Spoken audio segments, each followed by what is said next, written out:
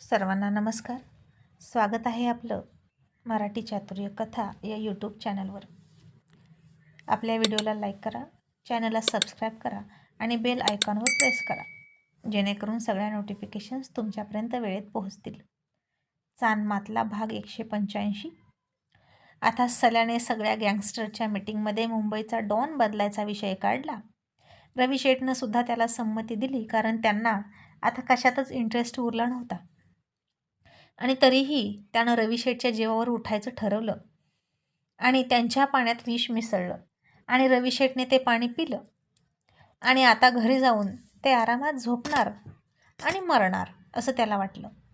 आणि आता सगळे निघून गेले तरी तो एकटाच तिथं थांबला. आणि आजपर्यंत इतकी वर्ष त्या खुर्चीत बसलेल्या रवी शेठच्या खुर्चीवर त्यानं हात ठेवले आणि खुर्ची घट्ट पकडली आणि म्हणाला, बास झाला आता रवी शेठ, खूप सहन केलं तुम्हाला. मला माहीत आहे अजून तुमच्या अंगात खूप धमक आहे. अजून 20 वर्ष तरी तुम्ही ही खुर्ची सोडणार नाही. पण आता काय आहे ना, तुम्ही या खुर्चीला कंटाळा नसाल, पण आता आम्ही तुम्हाला कंटाळलो आहे. आणि म्हणून आता या खुर्चीचा मालक बदलण्याची गरज आहे. आणि आता या खुर्चीत मीच बसणार असं म्हणून तर त्या खुर्चीत बसणार. इतक्यात सल्याच्या पायात कोणीतरी इतक्या गोळ्या मारल्या की त्याच्या पायात चाळण करून ठेवली आणि सल्या घोड्या नाचावा वरातीतला तसा नाचायला लागला आणि त्याच्या पायात फटाके फुटावेत तसे गोळ्यांचे बार उडत होते. आणि मग बऱ्याच वेळानं तो गोळ्यांचा आवाज बंद झाला. सल्यासुद्धा शांत झाला आणि तिथलीच त्यानं पाण्याची बाटली घेतली आणि पाणी पिलं आणि स्वतःला शांत करून त्यानं एका दिशेला बघितलं तर त्याला एक चेहरा न दिसलेली आकृती दिसली, जी त्याच्याकडे पाठ करून उभा होती आणि त्याच्या दोन्ही हातात पिस्तूल होते आणि बहुतेक त्याच्या तोंडात सिगारेटही असावी, जिचा धूर त्याच्या चेहऱ्याच्या आडून हवेत उडत होता. आणि अशा प्रकारच्या व्यक्तीला बघून सल्या म्हणाला, कोण आहेस तू आणि इथे कशाला आलास आणि माझ्यावर गोळ्या चालवण्याची तुझी हिंमत कशी झाली आणि माझी माणसं कुठं आहेत असं म्हणून त्यानं त्याच्या माणसांना हाक मारली. मुन्ना, हैदर, कुठे आहात तुम्ही? आणि तो व्यक्ती सिगारेट तोंडात पकडूनच म्हणाला, तुझे मुन्ना हैदर अल्लाह को प्यारे हो गए. बघायचे आहेत तर बघ असं म्हणून त्यानं त्याच्या बंदुकीतून एक गोळी झाडली. तसा डावीकडून पुन्हा खळकण आवाज आला. ती काच फुटली आणि त्या पलीकडे सल्याचे जितके पण गुंड होते त्याच्या सोबतीचे 7-8 जण त्या सगळ्यांना गोळ्या घालून मारून एकावर एक ठेवलं होतं. आणि ते दृश्य बघून सल्या घाबरला कसला, जाम हादरला आणि म्हणाला, कोण आहेस तू आणि तुला काय पाहिजे? आणि ती व्यक्ती थोडा पॉज घेऊन सिगारेटचा धूर सोडत तशीच पाठमोरी होऊनच सल्याला म्हणाली, आधी तुला काय पाहिजे ते सांग, मग मला काय पाहिजे ते मी सांगतो. आणि आता सल्याने त्याच्या खिशातून बंदूक काढली आणि त्याची पाठ आपल्याकडे आहे याचा फायदा घेऊन त्याच्यावर गोळी चालवणार इतक्यात त्या व्यक्तीनं पुन्हा सल्याच्या हातावर पाठीमागूनच न बघता अचूक नेम साधला आणि गोळी झाडली आणि त्याचं पिस्तूल लांब उडून पडलं आणि सल्याच्या हातात गोळी घुसली आणि तो ओरडायला लागला आणि सोबतच फार चकितसुद्धा झाला. आणि हा आहे तरी कोण आणि नेमका इतका नेम कसा आहे याचा हेच त्याला कळेना. आणि सल्या म्हणाला, कोण आहेस तू, तुझा चेहरा दाखव. आता त्या व्यक्तीने त्याच्या दोन्ही हातातले पिस्तूल त्याच्या पॅन्टच्या पाठीमागच्या दोन्ही खिशात ठेवले, सिगारेट हातात पकडली खूपच स्टाईलमध्ये आणि म्हणाला, मी तुला जाणून घ्यायचं आहे का मी कोण आहे? तर मी आहे तुझा बाप आणि या खुर्चीत बसणार फक्त माझा बाप असं म्हणून त्या व्यक्तीनं त्याचा चेहरा सल्याला दाखवला. आणि त्याचा चेहरा बघून सल्याच्या पायाखालची जमीन सरकली आणि तो म्हणाला, तू अजित, तू? आणि शशी म्हणाला, हो मीच असं म्हणून शशीनं त्याला डोळा मारला आणि एक खुर्ची ओढली आणि सल्याच्या समोरच बसला, पायावर पाय टाकून अगदी रुबाबात. आणि नेहमीसारखाच त्याच्या ॲटिट्यूडमध्ये सिगारेट पीत म्हणाला, या खुर्चीत तुला बसायचं होतं ना? खूपच घाई आहे रे तुला वर पोहोचायची. म्हणजे या खुर्चीत रे. आणि म्हणून म्हटलं तुझी इच्छा पूर्ण करायला मीच यावं. सल्या घाबरला आणि म्हणाला, पण तू तू इतक्या दिवस होता कुठं? 3-4 महिने झाले तू होतास कुठे? शशी म्हणाला, लपंडाव खेळत होतो. आवडला ना?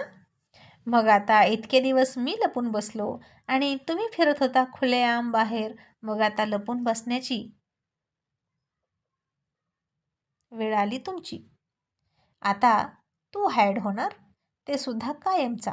असं म्हणून शशीनं सिगारेटचा कश मारला आणि त्याच्या तोंडावर धूर सोडला. तसा सल्या खूप घाबरला आणि म्हणाला, नाही नाही अजित, मला नाही बसायचं या खुर्चीत. या खुर्चीत तू बस हवं तर. तू इथे नव्हता ना आणि बाबासुद्धा ॲक्टिव्ह नव्हते, म्हणून मग आम्ही. तसं शशीनं त्याच्या थोबाडीत खुर्चीत बसूनच त्याच्या स्टाईलमध्ये एक लाथ घातली आणि चिडून म्हणाला, आणि म्हणून तुम्ही माझ्या बाबांना मारण्याचा प्रयत्न कराल का? हाऊ डेअर यू, तुझी इतकी हिंमत. सल्या आता खाली पडला होता. तो घाबरला आणि मला, नाही नाही अजित, तू चुकीचं समजतो. आम्ही असं नाही केलं काहीच. आणि शशी म्हणाला, हो का? तुम्ही असं काहीच नाही केलं का? मग बाबांच्या पाण्याच्या बॉटलमध्ये हे इंजेक्शन सोडायचा प्लॅन कोणाचा होता? हे इंजेक्शन ग्लुकोजचं नाही, यात विष आहे. बोल, कोणी केलं हे? आणि सल्या आता घाबरला आणि याला इतकं सगळं कसं कळलं? याचा अर्थ अजित आपल्यावर नजर ठेवून आहे असं त्याला वाटलं. आणि आपण खूप चुकलोय. रवी शेठला मारण्याचा प्लॅन करून अजित आता कधीच येणार नाही असं वाटलं होतं, पण तो आला आणि आता आपलं काही खरं नाही असं म्हणून सल्यानं करो या मरोची भूमिका घेतली आणि शशीवर वार करणार. इतक्यात शशीनं खिशातून पाठीमागून पिस्तुलं काढली आणि पुन्हा सलीमच्या मांडीत गोळी झाडली.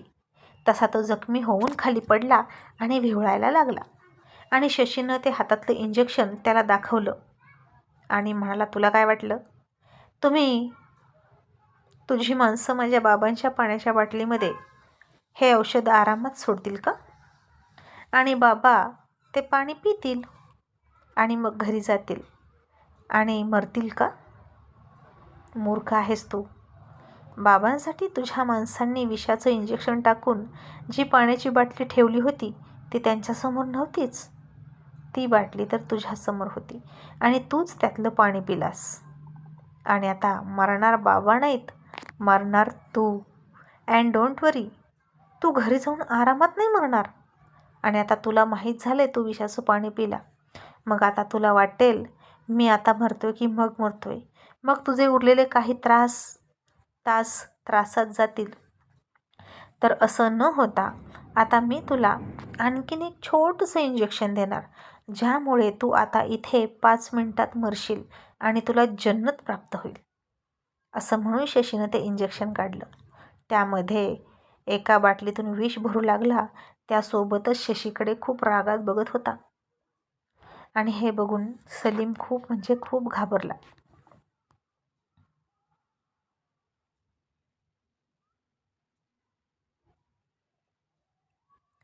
आणि त्याचे पाय पकडत म्हणाला, माफ कर अजित, माफ कर, पुन्हा असं करणार नाही. आणि शशी म्हणाला, एक वेळेस चुकीला माफी आहे, पण बाबांच्या जीवावर उठणाराला माफी नाही. आणि तुला तर नाहीच नाही, कारण यासाठी तू बाबांकडून ही विद्या शिकला आणि बाबांवरच वार करतोस, म्हणून तुला माफी नाही. असं म्हणून शशीनं सल्याच्या मानेमध्ये फार निर्दयीपणे ते इंजेक्शन खुपसलं. आणि सलीम जोरात ओरडला आणि शशीनं ते इंजेक्शन काढून फेकून दिलं. पुन्हा दुसरी सिगारेट पेटवली आणि पायावर पाय टाकून तशाच ॲटिट्यूडमध्ये सल्याला मारताना बघत होता. आणि सल्या आता खाली पडला. त्याचे डोळे हळूहळू मोठे मोठे होत होते. बहुतेक त्याचा मृत्यू त्याला समोर दिसत असावा आणि यमराज आपल्याला घेऊन जायला आलेत हे दिसत असावं. आणि म्हणून तो डोळे मोठे करत होता आणि बघत होता. आणि त्याचे डोळे तसेच सताड उघडे राहिले. आणि तसाच त्यानं शेवटचा श्वास घेतला. त्या मोठ्या डॉनच्या खुर्चीच्या पायातच तो पडला होता. आणि ते बघून शशी म्हणाला, बाबा, या खुर्चीत फक्त तुम्हीच बसणार आणि तुमच्या पायातच सल्याचा जीव गेला. आणि तुमचा अजित असेपर्यंत तुमच्या केसालाही धक्का लावायचा विचार कोणीही करायचा नाही, नाहीतर त्याचे श्वास असेच कायमचे बंद होतील असं म्हणून शशीनं सल्याकडे रागात बघत पुन्हा एकदा सिगारेटचा धूर काढला. त्यानं तिथेच बसून शांतपणे अख्खी सिगारेट ओढून ओढून संपवली. आणि जेव्हा ती सिगारेट थोडीशीच उरली तेव्हा ती शशीनं सल्याच्या 2 भुवयांच्या मधोमध डोक्यावर ठेवली आणि तिथेच दाबून दाबून विझवली आणि म्हणाला, हे आहे तुझं नशीब, गुड बाय, असं म्हणाला आणि शशी निघून गेला.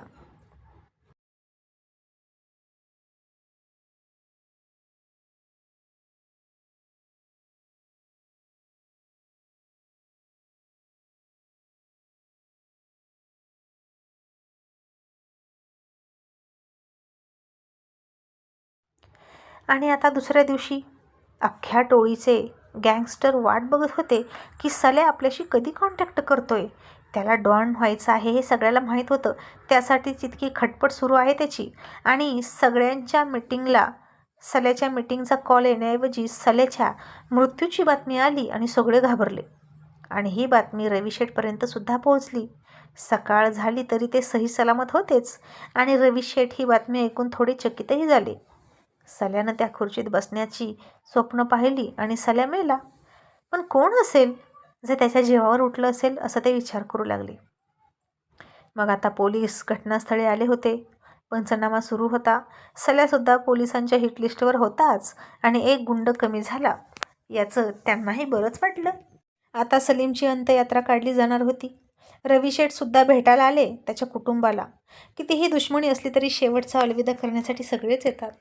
रविशेठ मेले असते तर सल्यासुद्धा आला असता खोटे अश्रू गाळत. पण त्याच्यावर ती वेळ आलीच नाही. उलट त्याच्याच मृत्यूवर सगळ्यांनी रडायची वेळ आली. पोलीस बंदोबस्त कडेकोट होता. मग रविशेठ आले आणि सल्याचा जीव कोणी घेतला याची चर्चा सुरू होती. रविशेठकडे सुद्धा संशयाची सुळी फिरत होती, पण घंटा पुरावे नव्हते. मग रविशेठ सल्याच्या प्रेताला नमस्कार करून बाजूला उभे राहिले. आता खूप सगळे गँगस्टर आले मुंबईतून सल्याच्या अंत्ययात्रेसाठी आणि म्हणून मुंबई पोलीस बंदोबस्तसुद्धा खूप कडक होता. कारण कधी काय होईल सांगता येत नाही. सल्याच्या एखाद्या फंटरनं एखाद्यावर संशयानं गोळी झाडली तर भडका उडायचा आणि तो भडका उडायला आणि वाद पेटायला वेळ लागणार नव्हता. आणि इतक्यात तिथेच खाली बसलेला त्या गर्दीत एक बूट पॉलिशवाला रविशेठनं म्हणाला, साहेब बूट पॉलिश करून घ्या ना. आणि आता रविशेठ म्हणाले, नको रे, आता कुठे बूट पॉलिश करू, गरज नाही. तरीही तो बूट पॉलिशवाला म्हणाला, साहेब घ्या ना करून बूट पॉलिश, गरिबाला तेवढेच पैसे मिळतील. घरात अन्न नाही हो खायला, तेवढेच घरी सामान घेऊन जाईल. आता हे पोलिसांनी सुद्धा ऐकलं आणि ते पोलीस म्हणाले, इथे काय चाललंय आणि तुझं काय चाललंय रे, तू तुझं पोट दुसरीकडे जाऊन भर, चल निघ इथून. असं म्हणून पोलिसांनी त्याच्यावर काठी उचलली आणि त्याच्या पाठीत काठी टाकणार इतक्यात रविशेठ त्या पोलिसाची काठी पकडून म्हणाले, जाऊ दे साहेब, गरीब माणूस आहे. आणि रविशेठ म्हणाले, हे बघ, तू तरुण आहेस तरीही बूट पॉलिश करतोस का? पण असू दे, मला आता बूट पॉलिश करून घ्यायचेच नाहीत, कारण मी अंत्ययात्रेसाठी आलो आहे. एक काम कर, हे पैसे ठेव. असं म्हणून रविशेठने काही पैसे काढले आणि त्या बूट पॉलिशवाल्याच्या हातात ठेवायला गेले. तसे पैसे हातात घेता घेता त्या बूट पॉलिशवाल्यानं रविशेठचा हात हातात पकडला आणि दुसऱ्या हातानं त्यांच्या बुटाला स्पर्श करून नमस्कार केला. आणि हे बघितलं तसे रविशेठ चकित झाले आणि त्यांच्या तोंडातून हळूच आवाज आला, अजित.